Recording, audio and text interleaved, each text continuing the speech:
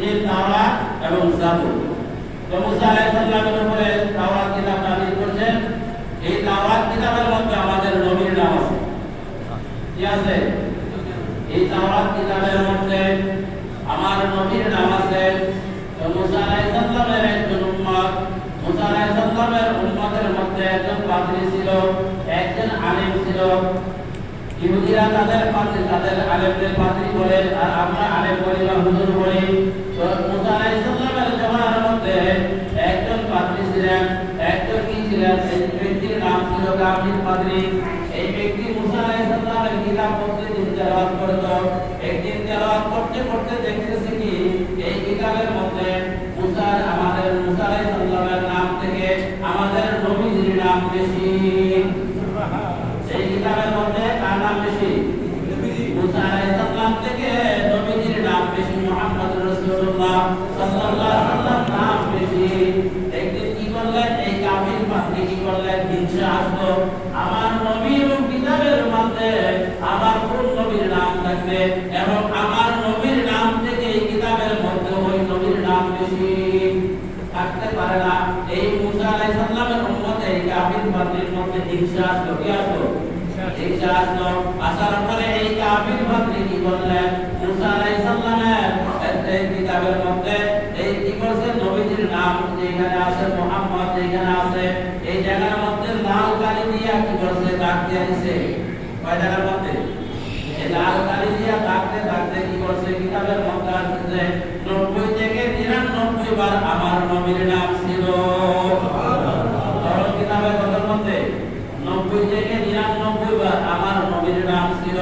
এই কাফির পাদ্রী কি করলো? হিংসা করে যে আমার নবীর কিতাবের মধ্যে আরেকজন নবীর নাম থাকবে এবং আমার নবীর নাম থেকে এই কিতাবের মধ্যে আরো বেশি ওই নবীর নাম, এটা হইতে পারে না। কলম দিয়ে দাগ দিয়ে কি করলেন? এই নামগুলা কেটে দিলেন। দেওয়ার সাথে সাথে ওই ব্যক্তির শরীরের মধ্যে কম্পমান এসে গেল। ওই ব্যক্তির শরীর কাঁপা আরম্ভ হয়ে গেছে। আস্তে আস্তে এই শরীরটা কাঁপা আরম্ভ হয়ে গেছে। হয়তো এমন সময়ের মধ্যে সেই ব্যক্তি কি হয়েছে? আর মানুষটা একটা গুলশা হয়ে গেছে। কিতাবের মধ্যে আছে কি হয়ে গেছে? একটা সাপ গুলশা হয়ে গেছে, যেটাকে আমরা গুলশা বলি না নাকি? এই গুলশা হয়ে গেছে। তখন মুসা আলাইহিস সালামের দরবারে কি করলেন? মুসা আলাইহিস সালামের এই ব্যক্তি যখন কি করলেন? ঘুম থেকে উঠে দেখলেন ওই কাফির পাদ্রী একটা সাপ হয়ে গেছে। তো সাপ তো যেই ব্যক্তি দেখে তাকে মারতে চায়, দেখে কিনা? মারতে চায় কিনা? সাপ দেখতে মানুষ মারতে চায় কিনা? এই ব্যক্তি কি করলেন? রাত্রেবেলা বড় নরমাল ভাবলেন যে আমার সন্তানরা দেখলো তো আমার ভিক্ষা বাইরে লাগলো, কেননা এখন আমি সাপ, আমার সন্তানরা আমার আগে চিনে না, এখন আমার সন্তানও দেখলে আমাকে বাইরে ফেলবে।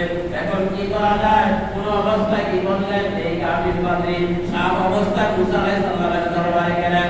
মুসা আলাইহিস সালামের দরবারে যাওয়ার পরে মুসা আলাইহিস সালামের ছেলে কিনা নবীরা ছেলে কিনা? এই কুশাবে বলতেছে কাফির পাদ্রী তোর এমন অবস্থা হইল কেন? এমন অবস্থা তোর কেন এমন হইল? তখন বলতেছে আল্লাহর নবী, আমি এই জন্য আমার এই অবস্থা হয়েছে, আপনার কিতাব পড়তে আমি সবসময় পড়ি। আপনার কিতাবের মধ্যে কি করছে? আপনার কিতাবের মধ্যে আমি একটা নাম পাইছি, মুহাম্মদ সাল্লাল্লাহু আলাইহি ওয়াসাল্লাম। এই নামটা বারবার দেখার কারণে আমার হিংসা হইল। আপনার কিতাবের মধ্যে আবার আরেকজনের নাম থাকবে, কোন নবীর নাম থাকবে? আমি কলম দিয়ে এই নামগুলো কেটে দিলাম। এই জন্য কেটে দেওয়ার সাথে সাথে আমি যখন কি করলাম? রাত্রে ঘুমাইছি, ঘুম থেকে জাগার পরে দেখি আমি সাপ হয়ে গেছি। তখন আমি তো আর ঘরে থাকতে পারি না, আমার সন্তান নামে ফেলবে। তখন বললে হে কাফির পাদ্রী, তুই কি করলি? যে নবীকে যদি না বানাইতো আমি মুসা নবীকেও বানাইতো না। সেই নবীর সঙ্গে তুমি বেয়াদবি করছো, আল্লাহ তোমাকে মাফ করবে না। তখন বললেন মুসা আলাইহিস সালামকে বলতেছে আল্লাহর নবী, আমার কোনো মাফের কোনো ব্যবস্থা আছে কিনা? মুসা আলাইহিস সালাম বললেন ওই নবীকে যদি তুমি পাও, ওই নবীকে যদি তুমি ওই নবীর থেকে মাফ না দাও, আল্লাহ তোমাকে মাফ করবে না। আল্লাহ তোমাকে কি করবে না? মাফ করবে না।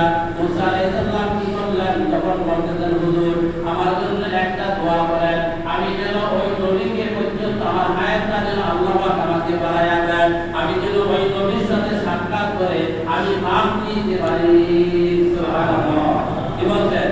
আমি যেন নবীর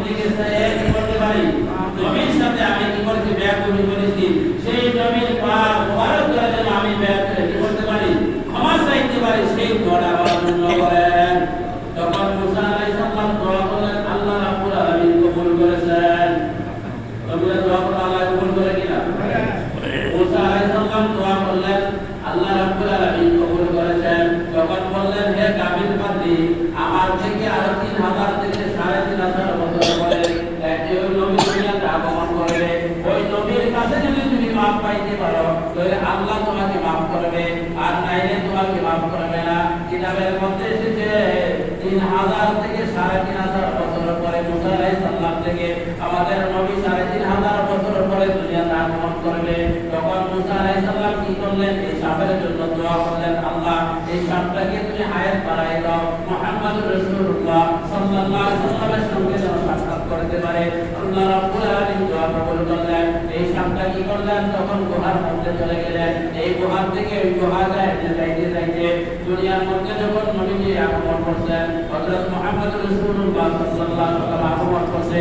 আগমন করার পরে যখন 40 বছর হয়েছে নবুয়তের পরে, তখন মুসা আলাইহিস এই সাপটা কি করলেন?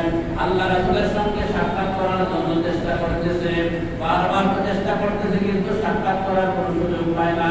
একদিন মনে মনে ভাবলেন দুপুরে বেলা কোনো মানুষ নাই, আল্লাহ রাসূলের কি করছে? মসজিদে নববীতে বসে আছেন। তখন মসজিদের মধ্যে কাবা শরীফের দরজায় বসে আছে। এমন সময়ের মধ্যে সাপটা মনে মনে ভাবলেন এই সুযোগ আছে, এখানে আর কেউ নাই, আমি যে একই করি, আল্লাহ রাসূলের কদম মুবারকে যাইয়া আমি মাফ চাইব, আমাকে মাফ করে দিব। এমন সময়ের মধ্যে যখন সাপটা যাইতেছিল, আবু জাহেলের বাড়ির সামনে যাইতেছিল, কার বাড়ির সামনে? আবু জাহেল